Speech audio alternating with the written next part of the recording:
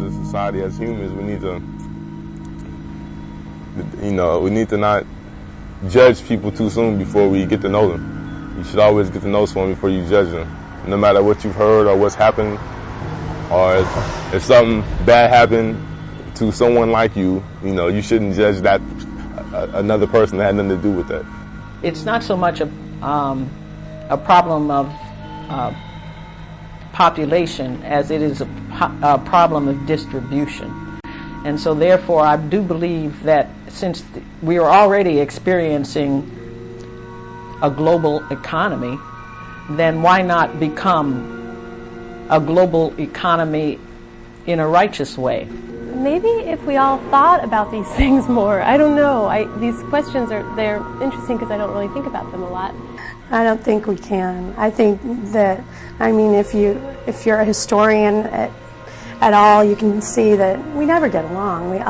There's always some reason to get in a fight about something, which is exciting. I would hate it if it was peaceful and everybody got along. It wouldn't be interesting. Our differences are what make us more interesting. If everyone could not judge people so quickly, get to know them before they start judging people. Before you start judging, the world would be a lot better. It would be a whole better place.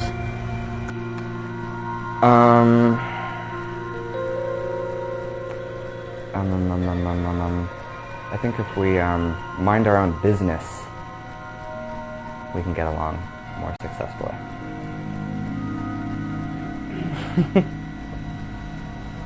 There's a few ways you can do that. I think that a lot of times people have a difficult time living together because they don't understand their differences. For me, I think that's the fun thing about meeting new people. It's not the commonalities, but the differences. Whew. Boy, how can we learn to live together more successfully? Well, see, I like to consider myself a student of history. And historically speaking, we ain't never gotten along,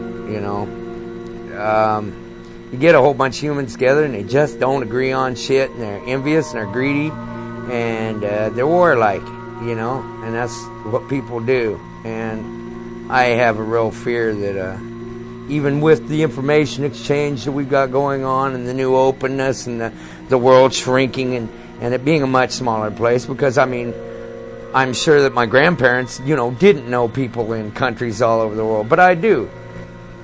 If people are living on a land somewhere in one corner of the world that is completely arid and desolate and cannot produce food, then those people should be transported.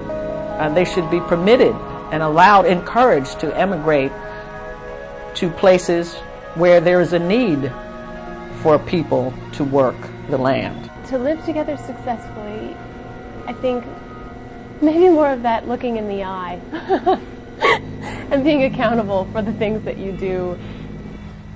After get to know a person, then you could decide whether you dislike them or not like them, or whether you want to be near them or not be near them.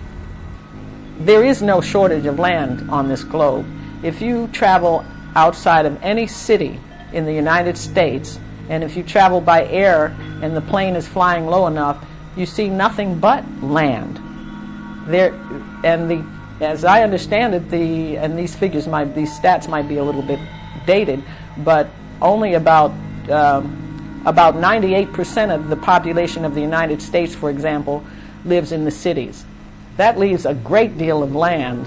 When people become fearful of differences in other people's cultures or the way they look or how they eat or what they do, then that becomes a force that pulls people apart. Instead, you can just take that and turn it around and say, hey, I want to go out and I want to see Nepal or wherever it happens to be, and then see how people live there and take what you can from that. Ted Turner brags about being able to ride his horse for an hour without seeing another human being. Okay? So he has land that is just sitting there for his own personal pleasure. And that is the case probably all over this nation, where land is privately held and unused. those kinds of things should be changed. I think those phenomena can be changed, and I think that a redistribution of land, of resources, would allow people to be reproductive in a very healthy way. So the world is shrinking down, but I don't see it making us any more wise or any nicer to one another, you know, and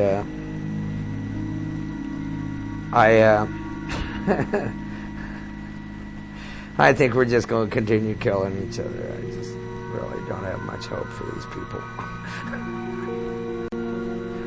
People might have more sense of themselves in relationship to other people in the world. So as the population grows, the amount of people, I don't know. This is the worst interview you've had. Is that it? There's more. One of the things that bothers me most about what's going on in America is this is the richest country in the world, and yet our children are afraid to have babies. They can't afford to have children. People these days try very hard not to have children, and you hear people saying, well, she's pregnant, and it's always a negative thing. We don't even look upon childbirth and as a joyous occasion anymore, or pregnancy as something to be happy about. And the quality of our lives is for that reason alone deteriorating. And once again, America's a perfect example of how races don't really get along. And I think it's strange that I see it, you talk about population, and I think it's strange that, like in America, they fight abortion rights, and there's just too many people, and a ridiculous amount of people that are born into poverty and that probably shouldn't have been. I'm more interested in the quality of life rather than life itself. That's probably from not believing in God, but